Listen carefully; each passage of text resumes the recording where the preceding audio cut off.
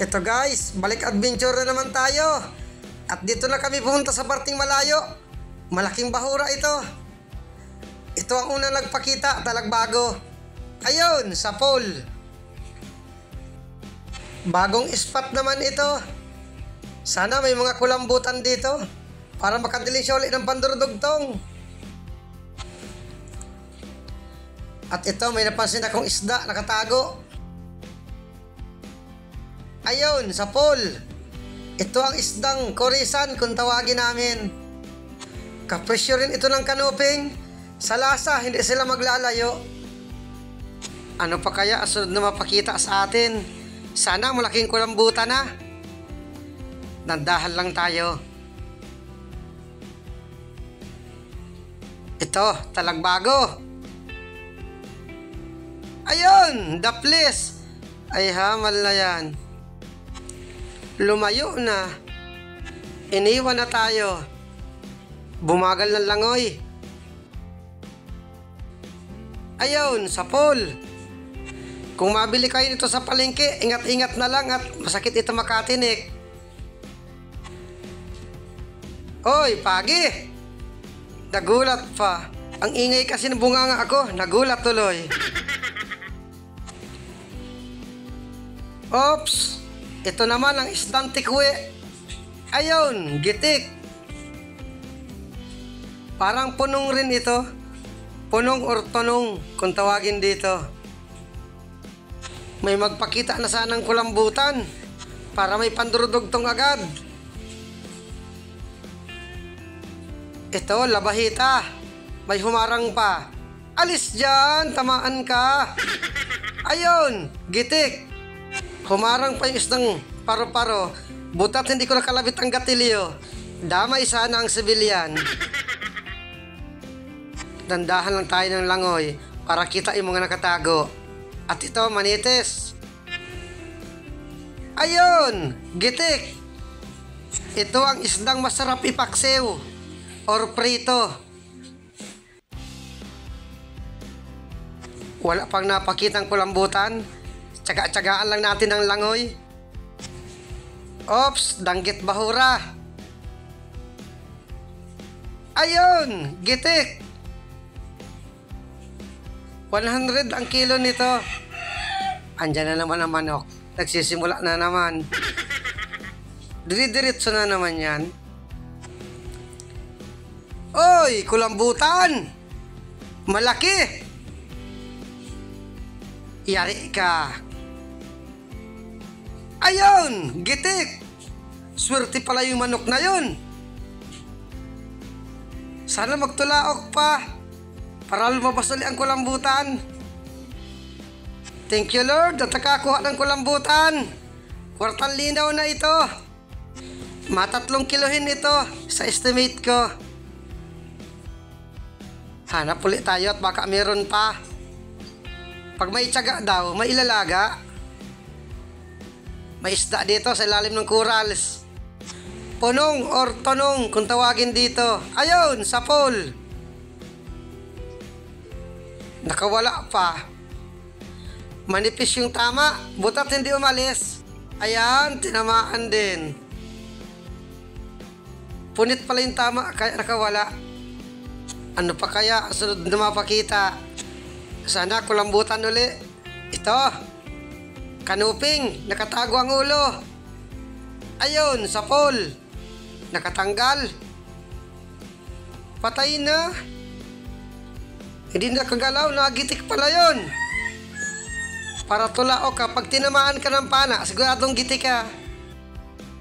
Nasamaan ng tama.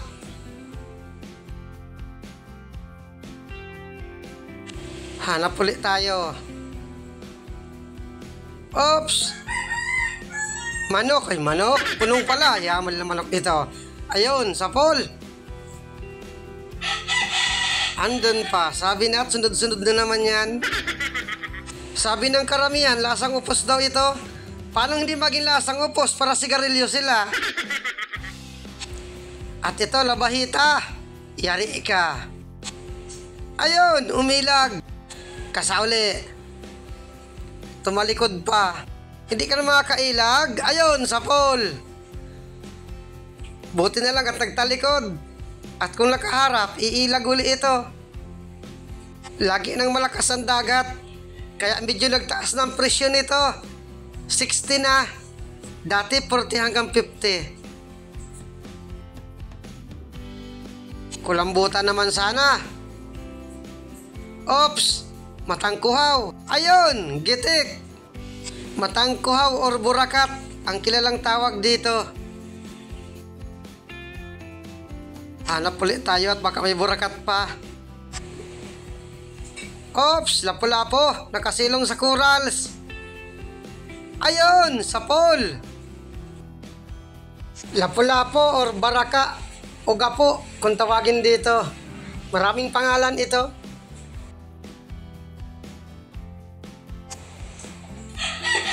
Ayun, manok. May solid na sa pinakailalim. Tumago pa. Dito natin puntahan sa kabila. Baka lumipat dito. Andito nga. Ayun, gitik. May isa pa. Kasauli. Ayun, gitik din. Maganda ang bagong spot na ito. Mga first class ang isda. Malaking bahura ito. Kahit isang buwan ng langoy, hindi kayang libutin. At ito, labahita. Tumago pa. Buti at lumabas. Ayun, sapol. Itong isdang ito, inaarayawan ito at malangsa raw. Lahat naman ng isda malangsa. Ang isdang hindi malangsa, yung nasa libro. Labahita bad kung tawagin dito. Ano pa kaya ang sunod na mapakita? Ito, tikwe. Ayun, sapol. Kapresyo lang ito ng punong. Aray, nakawala pa. Malayo ang pinuntahan. Sundan ko at pag huminto sa parting unahan, ikasa ko muna itong pana. Nasaan na yon? Ito, huminto nga. Ayun, gitik. 60 hanggang 70 ang kilo nito.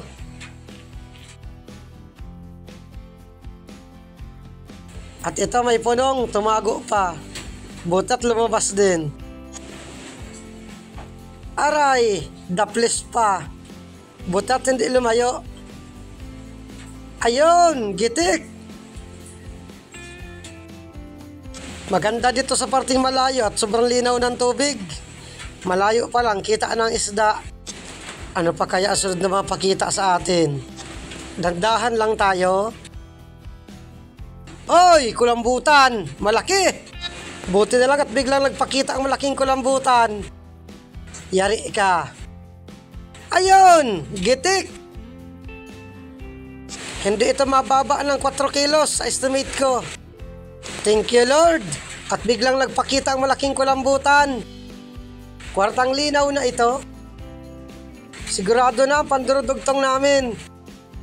Bumaba na ang presyo ng kulambutan dito. Yung 3 kilo pataas, 130 ang kilo. Dito sa lugar namin, may sizing ang kulambutan. Sana meron pa. Oops! Kanuping! Ayun, sapol! Nakawala pa. Kasauli. Ayun, sapol ang bato. Ay hamal yan, hindi tinamaan. Ando na, butat bumalik. Tumago. Yari ka. Ayun, sapol. Sa kanuping, kahit anong luto, masarap. Lalo na kung sariwa. Dito naman tayo sa parting buhangin. May isda dito sa ilalim, punong. Ayun, sapol. At nag-akyat na rin ako sa bangka. Maraming salamat sa inyong panonood. Buti na lang at nakamalaking kulambutan tayo. Yan guys, maganda ang unang dive. Nakakulambutan. Malaki.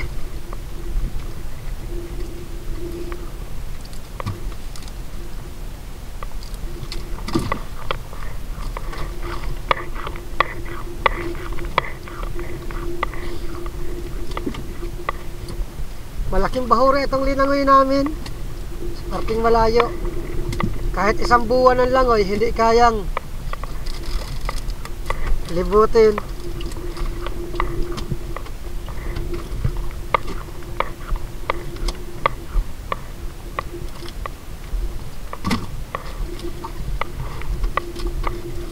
Mas malaki itong isa.